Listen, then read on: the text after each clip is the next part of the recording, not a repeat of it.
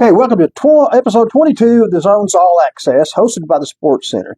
Today I have Adam Barton, president of the Tazewell Timberwolves. To start off, I must thank my team of marketing partners, our premier partners, Stay and Play, Doggy Daycare and more, J&S Concrete Pumping, Whitaker Insurance, Walker to Walker Construction, Value RX Pharmacy, Tazewell, Tennessee, and Hearthside Bank. Thanks to First Century Bank for supplying our communications as always. Thanks for coming in, Adam. Let's get started with a little background. Where are you from? My family's originally from Bell County, Kentucky, Middlesboro area. We moved over here when I was 4, so I've lived all my life mainly as in school and all that stuff in Claiborne County. So I reside here out on Cedar Fork, so I'm right here close to town, close to everything, and I've lived there now 36 some odd years. Talk about your parents and your wife and kids. My mom and dad, they're both from over that way. Come from hard-working lineages, and my dad was a coal miner most of his career in life, and mom was a homemaker. So she was probably there with me with my sports and more stuff than dad was. He was working 6 and 7 days a week, or 6 days a week, not 7. We try to keep Sundays holy.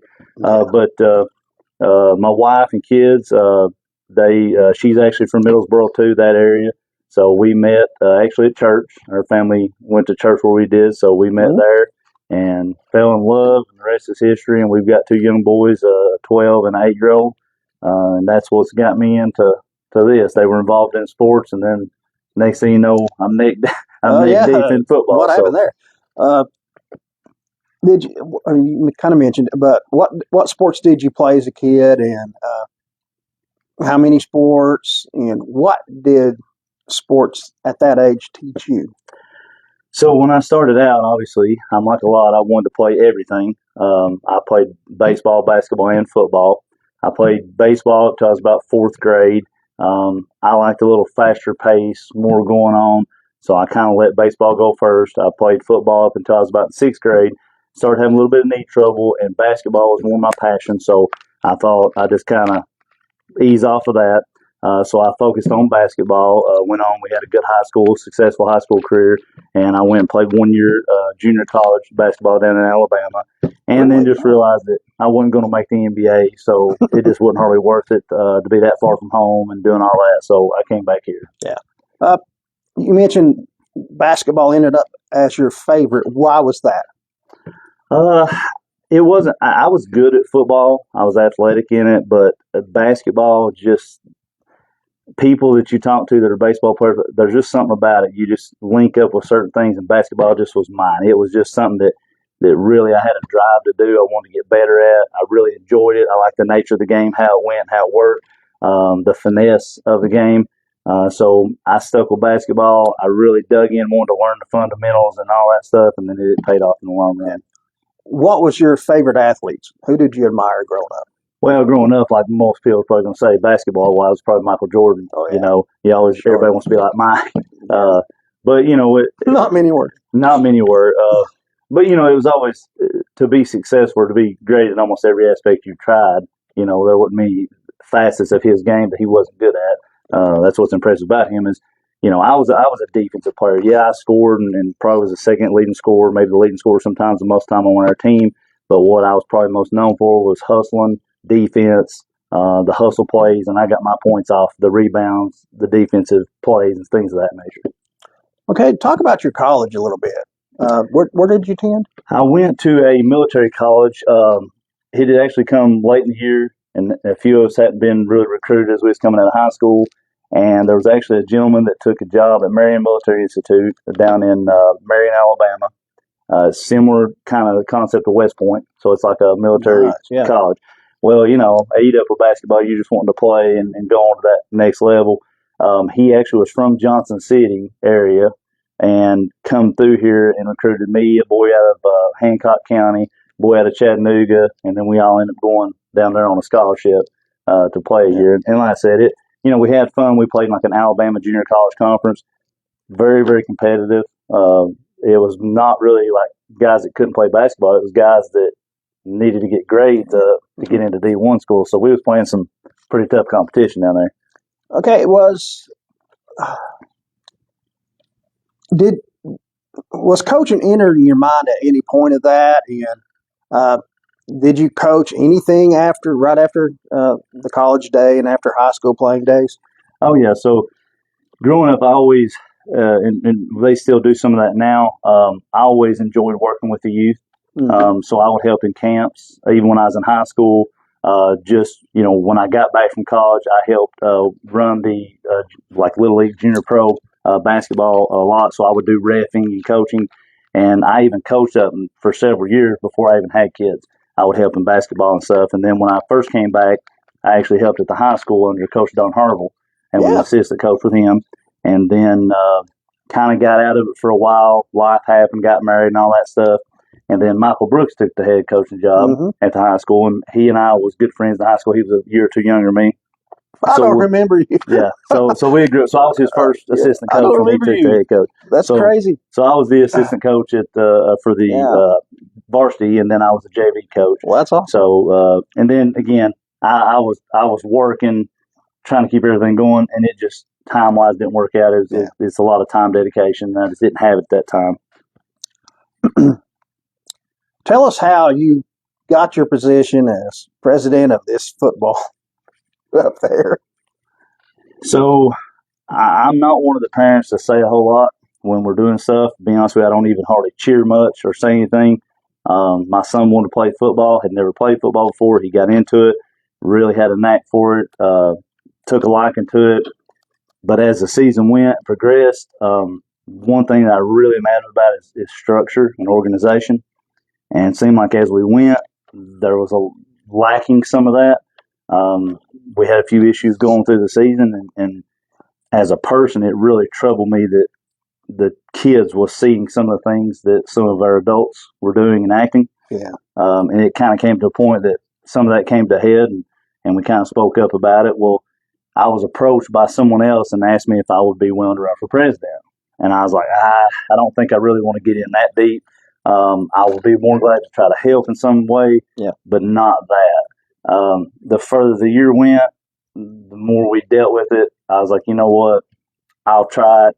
If Yens will vote me in, I'll do it. So at that time, the president was there. He was stepping down and moving on. His son was going on to high school. So it became a position open, and there was a vote at our last the banquet, I guess you'd say. Mm-hmm. So they had a vote, and I got voted in, and I guess the rest is history from that moment. Was you hesitant, or was you all in from the start? Oh no, I was all in from the start. You can ask anybody, if I set my mind to doing something, I go headlong. Whether it's a success or disaster, either way, I go all in. I had no idea what to expect. Yeah. What we needed to do. I mean, obviously, I had run a Little League basketball, but it was a little bit different scenario than this. I had no idea where we were at, where we stood at, where anything we had was at that moment. But luckily, when I got voted in, there were several people that got voted in as board members. That is what's made this happen. I had a vision, and I wanted to see something different, and I had some really good help. So we dove in headlong, started getting our financials in order, our paperwork in order, all those things to get us back where we need to be. I mean, we're a 501c, so that opened up so many doors for us to be able to get sponsorship money. For years, it was just kind of based on getting banners, like here local in town. If you go 501c, then we were able to start getting stuff from Walmart, Wendy's, Dick's Sporting Goods by having that 501c status. Now, it was some paperwork, and we had to do some stuff to get all that going, but it's paid dividends in the long run by being able to do that. What, you mentioned a lot of them, but what are some of your duties as president? Well, I guess the first year I was about into everything. I guess my duty, what my job title would be, is I'm supposed to, be the representative for, as we go, we play in the volunteer football league. So I would be the league's representative to go to that and be our spokesperson for, rule changes and those kind of things. And then mainly that keeping the rules, the guidelines, all that stuff in place. Now, the first year we was kind of involved in everything. When it started, we helped with the treasury to get it lined out. We helped with work well. You all seen, and we've talked about a lot about doing the work on the field. We've done an extreme makeover on the field. I will say that undertaking was way more than we ever anticipated. But again, we bought in, had a lot of help, and was able to raise money and was able to get it Didn't take done. you long either. So I think we started maybe in like April, and then had it ready before our first game It's in August. amazing. Y'all did a great job up there. How many teams are you currently overseeing, and how? I know you've got 3 little leagues, and going to play middle school up there. Mm-hmm. How involved are you in the middle school, and mention the other 3 teams? So to start with our teams, we have 3 age groups. Our JV Hoppers is a 5 to 7-year-old age group. Our Hoppers is an 8 to 9-year-old age group. Our Cutters is a 10 to 11-year-old age group. Those 3 teams is the Tazewell Timberwolves. That's what's within the TYFC. That's what's within our organization that we manage and work for. And as we're fundraising, that's what it's going toward. In that age group, that's 3 football teams and 3 cheerleading teams as well. Because this is Tazewell youth football and cheer. Mm-hmm. So we have those 3 teams in it. The middle school, a part of what has brought that about, we had seen a need there. We've been very fortunate. The good Lord has blessed us to be successful in fundraising, getting our facilities in a good place. When people have came there, they haven't had anything but good things to say about their experience there, which is something that I'm very passionate about, is how we're perceived by people, how that other teams look at us. We want to set the standard for people. I said this in a little speech I guess I give when we done our dedication, that for so long we've looked at other people to set the standard and seem like we come up short. And I don't know. I feel like it's time that we can be the standard and show everybody else how it's supposed to be done. That's great. So I'm really proud to say that our people stepped up, our kids stepped up, to just reiterate that. Yeah, we fixed the field. We've done a lot of work and it looks really good. But also, our first year in the VFL, which was the first year we took over, we were on kind of a probationary period because they don't want team hopping. Mm-hmm. So they don't let you play in the playoffs the first year. We had all 3 teams had winning seasons that season, but we just weren't eligible to play in the playoffs. Gotcha. So the second year, which was this past season, we were eligible to play in the playoffs. And I took some notes here so I wouldn't forget it, but our JV Hopper team, our youngest team, went 10-2 and come up second place in the championship. Our Hoppers, a little off this year, had a 3-6 season. Our Cutters went 11-1, and the only one they lost was the team they beat in the championship. Our cheer went on to the competition, which is the VFL, and we've got 8 or 9 different teams in the VFL. Our JV Hoppers got 3rd place, our Hoppers got 1st place, and our Cutters got 1st place. Mm-hmm. So we almost went over there and swept the cheer competition. As we went through it, there's some cheer parents and stuff that come up and ask why we're so, our cheer coaches are, I ain't going to say hard, but, pretty demanding, pretty strict, want to see stuff done. And the reason is they're competing for something at the end, too. And then they went and actually showed that the hard work does pay off. And so did our football teams. Yeah. Makes sense. Hard work pays off. Did you at some point, standing out there in the field, look around and it really hit you? And what did you think of what your team had accomplished as far as the facilities? So we had a moment like that one night there.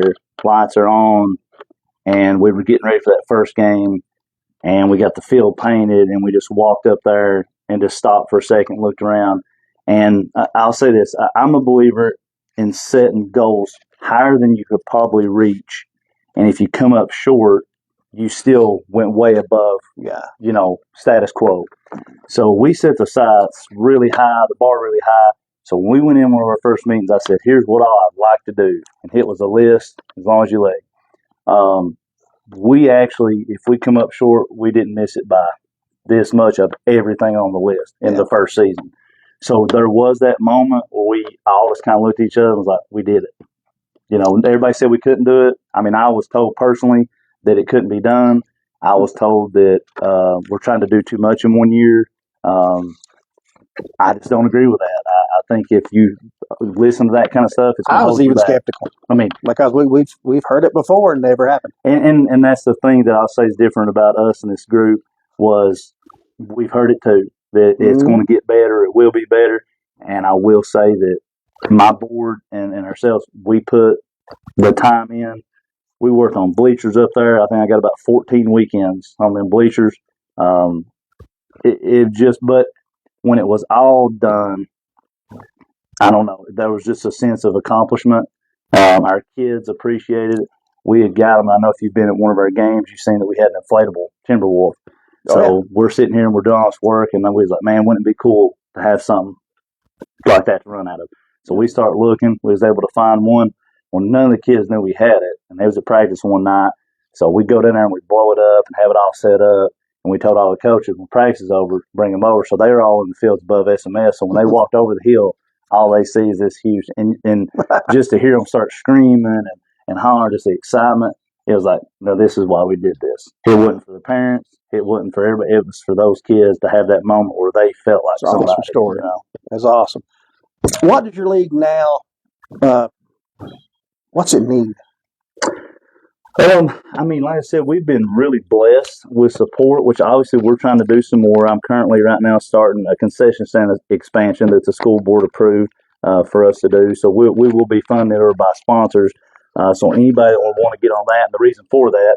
Well, that's my next question. Do you need sponsors, and how can they talk or get in contact with you or whomever? Yes, we'll take all the money we can get, and I hope we prove that we'll use it in a wise manner. Yes, you can either go on our Facebook page. Heather Nance is our secretary. She's the best one to contact about how to get some of that process. Skylar Blankenship is our marketing manager, so she does a lot of our, Skylar takes care of getting those donations. Heather takes care of processing them for us and getting them put where it needs to be. So by our Facebook or with Skylar, or get with me, I can get you information and help you. But any of that money is great because we're trying to keep making it better. We've done all that work. Last year we didn't do as much. We just kind of maintained. But, everybody's complaining on concession stand. It was hot and it was too tight. So I was like, hey, let's just make it bigger, So we're in the process of doing that now. What about the number of players on the teams? Do you need more? Is there space for more? Or can anybody just kind of join in? So there is right now room for more. Now, when it actually comes season time, we can only have 35 kids 35, per team. Limited to 35. So right now, our JV, we've got 22 kids signed up, so we're getting close to being full. Our hoppers, we have 14. Our cutters, we have 18. Cheer and the JV hoppers are 17. The hoppers are 15, and the cutters are 16. So we could probably use a few more in those numbers, but we have room. And you always have a few that come and try it, maybe don't like it, it's too hot or whatever, and they'll fade off. But we're looking to have a really successful season this year. We've got a lot of kids coming back. Well, again, who do they contact for football and cheer? So the best way to do it is go through our Facebook page, TYFC or Tazewell Timberwolves. You can look it up either way, and they can get information. We post all of our in-person sign-ups, and we will be having an in-person sign-up Friday night. Probably about 6 o'clock at the field. Yeah. So we will be doing that. We had some signups at our fundraiser thing we done Saturday. A lot of this is online signups. They go ahead and they get their stuff because we have some deadlines. If you're going to be in like cheer, so cheer, there's deadline to be able to get measured for uniform and all that stuff. It's June the 1st. So if anybody's interested in cheer, it's a little more difficult as far as uniforms than the football side is. We can order a few extra, but the cheer uniforms they get fitted for. So if we can get that already in and done before June the 1st, we can already have them here and we're ready to go when season gets here. I agree. I raised 2 cheerleaders, and I had a lot more respect for them now than I once did.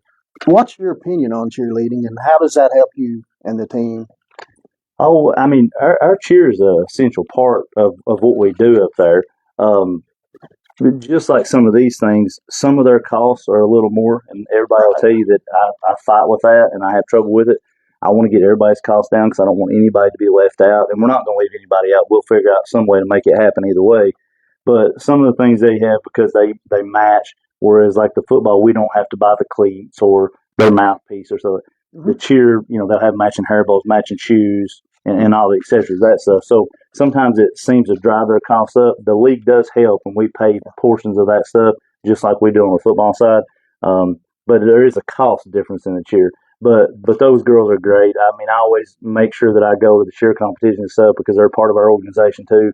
Um, my belief, if they're doing good, then they're cheering our boys on. Our boys should be winning games because their fans are pumped up, and they do a really good job with that. Yeah, they do. What are some things that you plan on adding? We talked about the concession expansion. What are other things that you want to do? So one thing that we didn't get done in that first big working, we had kind of fixed everything. We even fixed back a visitor locker room. We have a multi-purpose room where we do our weigh-ins and stuff at and have our board meetings at. The one thing that we just didn't get done was our boys locker room. So right now, that's what we were actually starting as we speak. We're working on that locker room. It had old wooden shelves and stuff in there. It got some damage between water damage, termite damage. So we cleaned all that out. So we're kind of starting back new. We're getting all that freshly painted so that our guys have a nice locker room to use. One of the things about our facility, where it was a high school facility in the past, when people come up there, we would provide a visitor locker room that had a bathroom in it, and we would keep waters in there for them and stuff. And they said some of these kids were tore all pieces because they had never got to go in the locker room. Most of the fields we go to, you just change. You see them changing on the field. Side, you do. So that's been good for us. So we're going to get our locker room fixed up. So that's one of the things we're working on now is to get that fixed. And then this concession stand expansion will be huge for us. All right. I want to ask you this. You don't have to answer if you want or don't want to. But with your organizational skills, are there plans of ever getting into politics and using your skills to better the community? My wife wouldn't like this answer. But yes, I have strongly contemplated that. As of right now, I don't know what avenue that would be. But like you and I were talking before the interview started, I have a passion for our community to do better, have better, and do more. As I've traveled around and I see other communities in other areas, and it just seems like the pride is there and they're able to get the funding and all that stuff. So there is a great drive in my heart to help. I just don't know the best way to do so yet. I have been researching that, have been looking into it. People have mentioned you should do this, you should do that.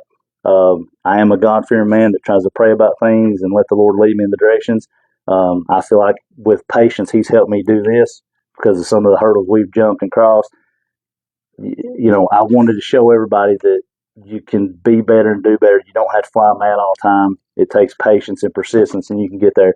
So yes, there is some talk there. I have no idea what that is at this moment, but I would love to be able to help in whatever way I could. Yeah, I think you'd be good. Very good at it. If not into politics, what's next for Adam Barton? Well, right now I'm going to be helping some in the coaching aspect of it. I'm helping a little bit at SMS with the boys basketball and stuff up there. And as far as coaching goes, I would rather work in basketball as far as coaching. I will be helping this year with the Hopper football team and helping them. Most of the time it consumes my time just trying to keep everything going and rolling, answering questions and keeping fires put out. But after this, I don't know. I'll be involved in something, I'm sure.